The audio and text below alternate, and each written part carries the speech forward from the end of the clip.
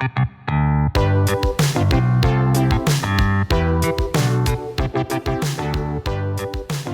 and gentlemen, welcome to the Confluence Cast presented by Columbus Underground. We are a weekly Columbus-centric podcast focusing on the civics, lifestyle, entertainment, and people of our city. I'm your host, Tim Fulton. This week, in anticipation of this fall's election, the Confluence Cast is endeavoring to introduce Columbus voters to the 12 council and 2 mayoral candidates in their own words. In today's interview, Nancy Day-Achauer, candidate for District 2, discusses her background, why zoning updates are key to Columbus's future, and how neighborhoods can fill gaps in social safety nets. You can get more information on what we discussed today in the show notes for this episode at theconfluencecast.com.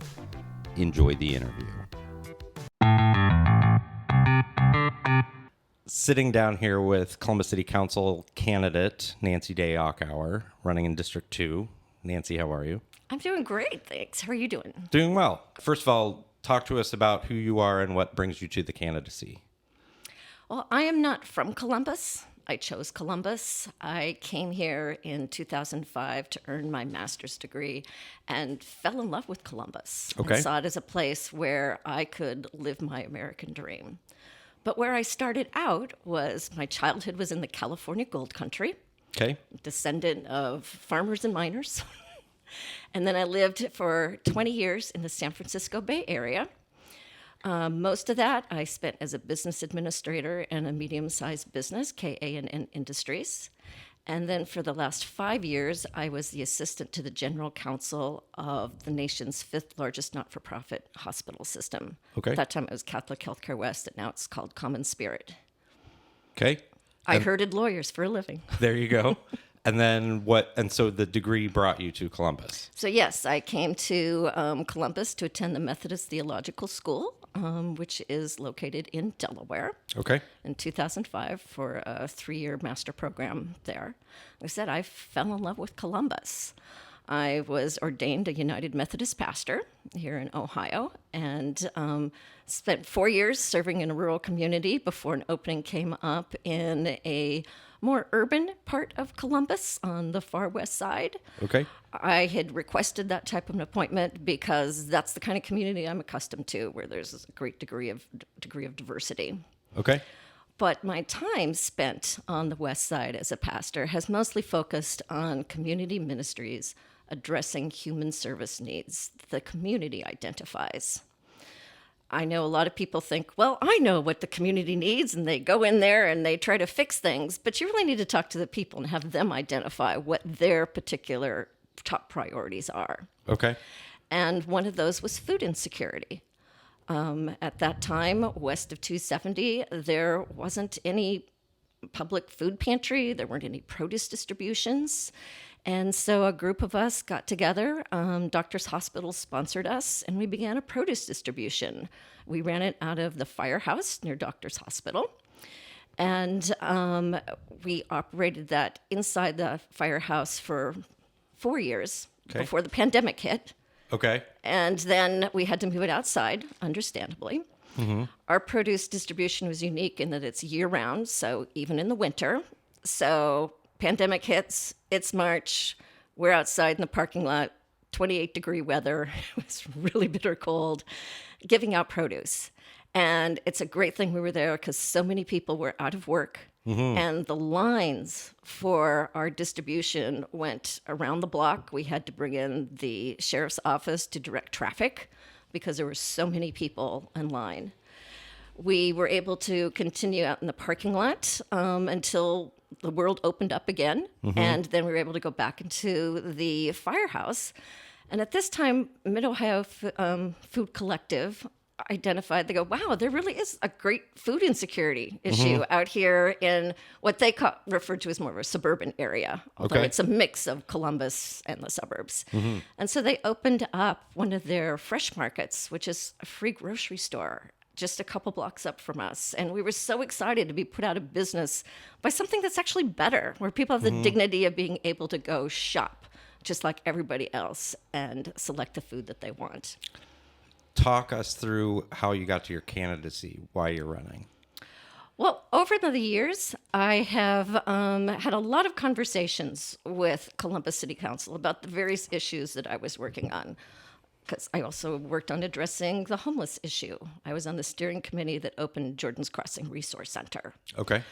I worked on addressing the issue of older adults aging in place. A lot of older adults on the hilltop want to stay there, but they need help. And so I worked with Fran Ryan and Franklin County and Columbus Age-Friendly Program to launch Villa on the Hill, a program to help older adults age in place successfully. And I've worked on the Franklin County and Columbus Addiction Plan, educating the community about addiction. And so I was always contacting my city council members and the mayor's office and talking to them about the needs in the community and ways that we can be better engaged. And also talking to them about a variety of other issues that the communities care about. Rec and Park, getting your snow plowed, all those things. And over the years, because, that's over a decade, I felt that I would be more effective addressing human service needs if I were serving on city council than working just as a small church local pastor on the west side. I feel by serving on Columbus City Council, I can help more people in more places instead of just focusing on my little side of town, because west side issues are also issues that are experienced in Linden and on the south side. So we have a lot of communities that have needs, and I feel my experience of being actually hands-on, boots on the ground in communities brings a perspective to council that would be very helpful for them. Got it. You've mentioned some issues, obviously, food insecurity, homelessness, folks being able to age in place. What other, maybe they're those issues specifically, but what issues do you think are facing Columbus? The housing issue is huge, and it impacts all aspects of life. Having lived in the San Francisco Bay Area, I have the lived experience of what happens in a community when a city and a region does not address the availability of housing. I think a lot of times people hear about housing shortage and all they think of is, oh, well, that makes prices more expensive. But hey, I've already got a house, so it's really not my problem. It impacts quality of life in a lot of ways that people haven't considered. When I moved to the San Francisco Bay Area, and rents at that time, so we're talking 1985, were already renting a modest home was like $2,000 a month. Okay. In 1985 salaries. Right. Yeah. And so it was common that people total strangers had to come together and rent houses. And you had a revolving door of roommates because somebody would get a new job and they'd move away. No, now I got to find another roommate. And I was a single parent. So that's a very stressful thing of always having a revolving door. Okay. But that was very common, still is very common in the San Francisco Bay Area. And then also every couple of years, as your rent keeps getting jacked up more and more and more, you have to move farther and farther away from where you work. And you end up having to commute an hour to work. Now, at least in the Bay Area, we had bus rapid transit, which at least made the commute a little better. We don't have that here. Hopefully one day we will, but we don't have it now. And so you have people who are no longer living and working in the same community. And that really drags you down when you work an 8-hour day and you have an hour commute on each end. People also don't consider the fact that a shortage of housing not just means that new houses are more expensive and rentals are more expensive, but when those price points increase, your home values increase as well. So even if you've paid off your house, you're going to be paying more to live there because your property taxes are going to go up. We've already been warned by our Franklin County auditor that it's going to be a big increase this time. 3 years from now, it's going to be an even bigger increase. People will find themselves in a situation where their property taxes can equal their mortgage. And that's going to impact your quality of life. If you're a renter, that expense is going to be passed on to you. The landlord's not going to eat that. So it's going to impact everyone's quality of life. we have to have enough houses to house all the people who live here now, but we have to be building towards the future of all the people who are going to be coming here. We know that with Intel and all these other great businesses that are building here, it's going to bring in a lot of people. It's going to be a tsunami of people who are coming. Where are they going to live? Columbus needs to build more housing, but so do all of our suburban neighbors. Columbus doesn't have enough land to house all those people. All of our neighbors need to step up also. So we really need to work as a region to address building enough housing to meet our needs. And it needs to be a variety of housing, different types of housing, different price points, because people of every income level need to find a place that's affordable for them.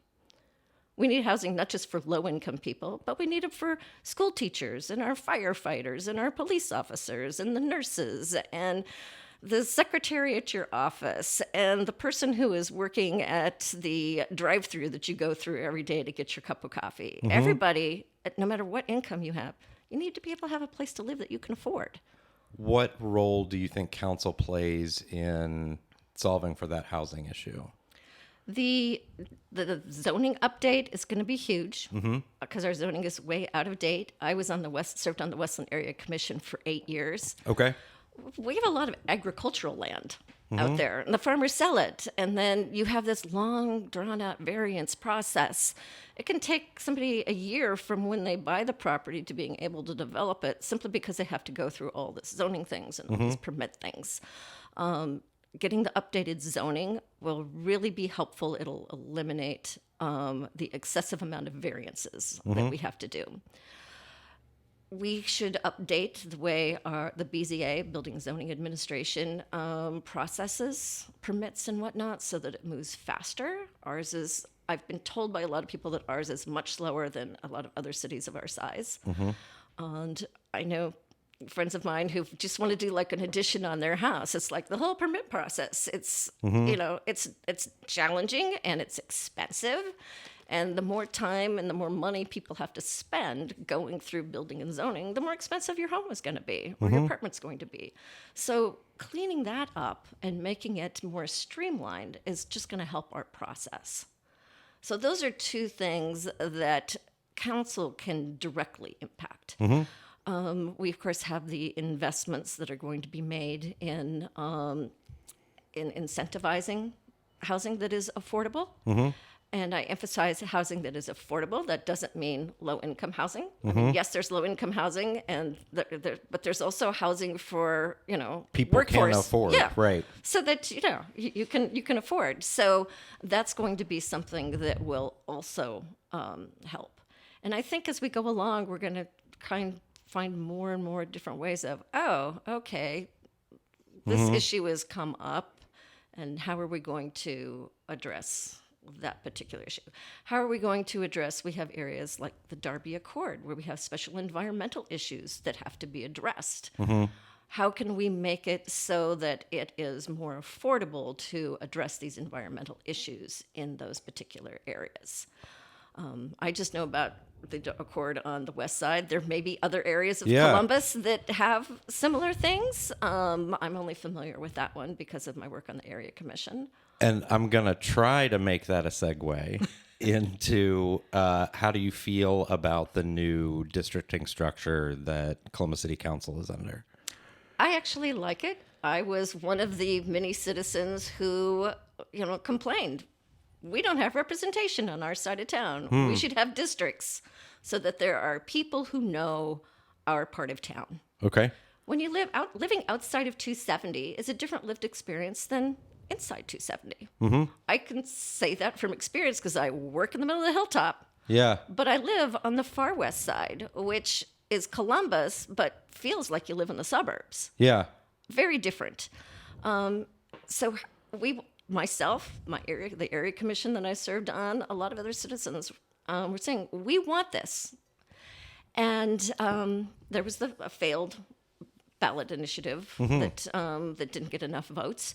But a lot of people kept asking for it. And there was all sorts of plans. Some of them I thought were a little quirky. Okay. But there's a lot of different ideas. And I think it's good to throw ideas out and then you kind of see what works. And the charter amendment review came out. I did attend a few of those meetings. Okay. I felt that they were very thoughtful in what they were doing.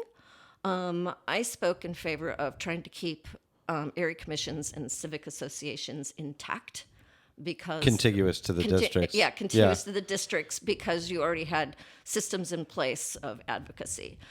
And the final product that it came out, with it being at large voting, although everybody's in a district, I liked because I feel that every council member should be answerable to every citizen, every business in Columbus. We don't want to become the next Cleveland, where you end up with gridlock and fighting and stuff. Things don't get done because it's all like people care about their district first. Mm-hmm. You know, this is the city has to work together. We can't just focus on little things. I mean, every community has some few little things that needs to be addressed that are, particular to them. Yeah. But we have to look at the city as this whole microsystem. There's so many things that need to be done that we need to work together. I know if I were just a regular voter and there were all these at-large candidates, and there was somebody on the other side of town who was just an obstructionist and wasn't helping, do well for Columbus, I would want to vote that person out. Yeah. And so I feel, hey, if you decide you don't like me, you can vote me out no matter where you live. Fair. But hopefully you'll vote me in come November. Well, and thank you for making my transition so easy. Why should people vote for you? What's your value proposition that you're bringing to your candidacy? I believe that people should vote for me because I bring a new and different perspective to Columbus City Council, both from my work and also from where I live and my past experience of living in the San Francisco Bay Area. Because I can say, don't do that. San Francisco did that and it didn't work and it sucked. So I feel that I can bring new and different things, that different perspective. And I also add just diversity to our council. Our council has diversity in a variety of ways. I bring age diversity. Okay. But also just, the diversity of having lived elsewhere and experienced how other large metropolitan areas address issues. Got it. I end every interview by asking two questions. They are opposites. What do you think Columbus is doing well? And what do you think Columbus is doing not so well? One of the things that Columbus does well, one of the things that I loved about Columbus when I moved here, is the opportunity for regular, everyday citizens to be engaged. You can be engaged with City Hall by serving on an area commission or a civic association. You can be involved in the arts. There's all these nonprofits where you can get engaged with that. If you really care about children, there are all these organizations that you can get involved in and to have direct impact on your community. A lot of other areas don't have that. And so it's really exciting for people to have the opportunity to be engaged, to be part of something bigger than themselves, and to help make a difference. And what is it not doing so well? What is it not doing so well? Well, of course, as we know, there's the housing. We do know that there's public safety, and there's a lot of big issues. I will mention one that's a smaller issue. Okay. That is that we lack equity in our rec and park department. There are entire regions of the city, regions, not neighborhoods, that don't have a recreation center, that have zero programming. There's a lot of city programming that gets run out of rec centers. Summer food feeding programs for kids, for example, homework help. There's all these programs that get run out of our rec centers. And there are huge parts of the city that have no rec center. And they have very little in the way of parks. If a kid in my neighborhood wanted to go to a park and play on playground equipment, you need to get in the car and you have to drive down. You have to go over the railroad tracks. And then you go over and there's this little tiny park and it's got a little bit of play structure and there's some grass. Not as nice as some of the other rec centers, or parks in town. And that's not unique to just where I'm at. There are a lot of parts of city that don't have the same services in rec and park that are available in many other parts of the city. And I think that's something that we should address. Okay. Nancy, thank you for your time today. Thank you so much.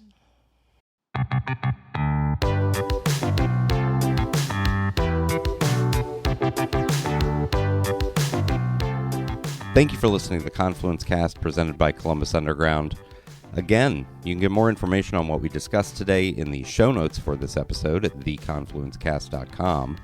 Please rate, subscribe, share this episode of the Confluence Cast with your friends, family, contacts, enemies, your favorite volunteer. If you're interested in sponsoring the Confluence Cast, get in touch with us. We can be reached by email at info@theconfluencecast.com. Our theme music was composed by Benji Robinson. Our producer is Philip Cogley. I'm your host, Tim Fulton. Have a great week.